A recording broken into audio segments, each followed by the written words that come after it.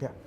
Do you see Afghanistan emerging as a gateway, in a different role, particularly in the context of trade and opening up to Central Asia? I believe Afghanistan has a central role, mainly because it is not only close to Pakistan and India and Iran, but also to the Central Asian states, which are great markets. They also have a lot of tremendous energy resources. We have, things like, for example, the new Silk Road of the United States. US would like India, Pakistan, Afghanistan, and Central Asia and China to be tied up. China has recently brought out a new Silk Road map, which is interesting, and I want to ask you something on that a little later. And then we have the pipelines which are coming.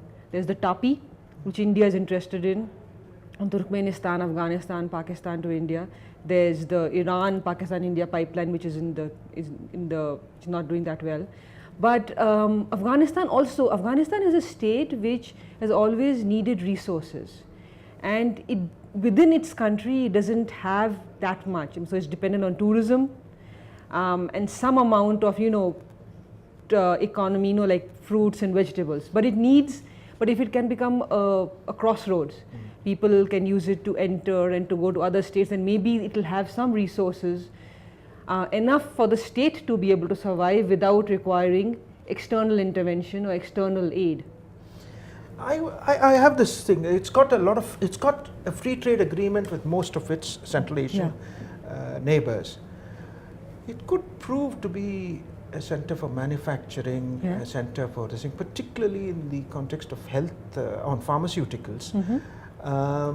Largely because most of these Central Asian states are still based on the Soviet pattern of medicine, and what's coming into Pakistan, Afghanistan and Central Asia is largely from Pakistan, where quality standards are less than desirable and it's horrendously expensive.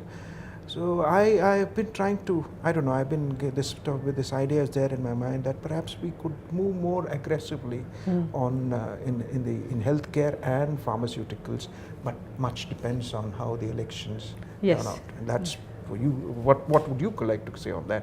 On how? I think for Afghanistan, for any country which is becoming a democracy, elections are one part of the cycle. You can have an illiberal democracy with elections. You can have a liberal democracy with elections. The question is, do people feel part of the system?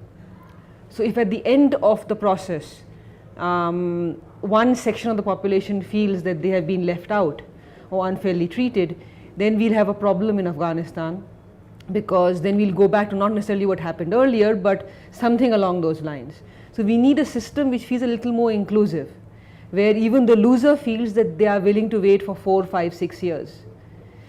It's when they're unwilling to wait and they have a tradition of militias and arms and external neighbors who are eager, who are trigger happy to enter, and their location is such, then it's a recipe for disaster. The prescription is there. The prescription for disaster is all there.